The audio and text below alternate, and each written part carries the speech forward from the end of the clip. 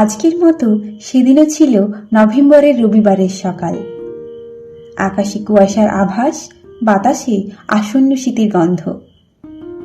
মমিতা শাড়ির আঁচল গুজে ঘুঙুর ব্যাগে রাখছে। আজ তার নাচের স্কুলের ফাইনাল রিহার্সাল। বাবা চায়ের কাপ নামালেন, কিন্তু মাথা তুললেন না খবরের কাগজ থেকে। গলাটা বরফের মতো ঠান্ডা কিন্তু অবিচল।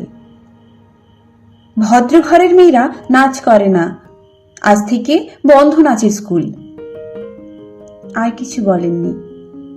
চায়ের কাপে ধোঁয়া উঠছিল, টোস্টের গন্ধ ছড়িয়ে পড়ছিল ঘরময়। বাইরে পাড়ার কলতান, দূরে ভাপ ওঠা সিঙাড়া, আর ঘরের ভেতর এক অব্যক্ত নীরবতা।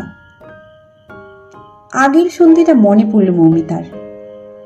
শনিবার রাতে বাবা গিয়েছিলেন ক্লাবের তাস খেলতে। ফিরে এসে গম্ভীর ছিলেন। খাবার টেবিলে মা জিজ্ঞেস করেছিলেন, মনটা খারাপ?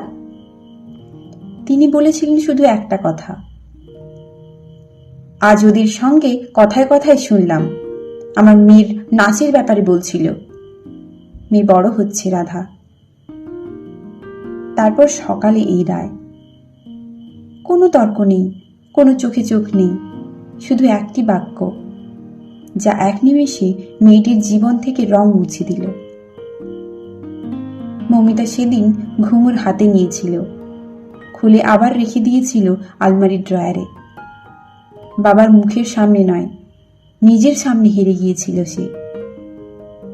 তারপর অনেক বছর, শীত গেছে, গ্রীষ্ম এসেছে, অনেকবার পুজোর আলোর মালা ঝুলেছে। বাবা একদিন চলে গেলেন, শহরের আকাশে না দেখা তারাদের দলে মিশে গেলেন। ঘর বদলেছে, জানলা বদলেছে, কিন্তু আলমারির সেই ড্রয়ারটা এখনো খুললে ঘুঙুরের ছোট্ট শব্দ শোনা যায়, ধাতব, মৃদু আর ভীষণ জীবন্ত। 3 দশক পরে একদিন মৌমিতা দাঁড়ালেন সেই ড্রয়ারের সামনে। মেয়ে ল্যাপটপে গান চালাচ্ছিল, তুমি রবে নীরবে। শব্দটা কানে যেতেই বুকের ভেতর কেঁপে উঠল। সে ধীরে ধীরে ড্রয়ার খুলল, ঘুঙুরটা বের করল। ধুলো জমেছে, তবু চকচক করছে আলোয়। বাবার কথা হাওয়ায় ভেসে আসছে যেন, ভদ্র ঘরের মেয়েরা নাচ করে না। মমিতা চুপ করে দাঁড়ালো, তারপর হাসল। মেয়ের দিকে তাকিয়ে বলল, আজ থেকে আবার শুরু।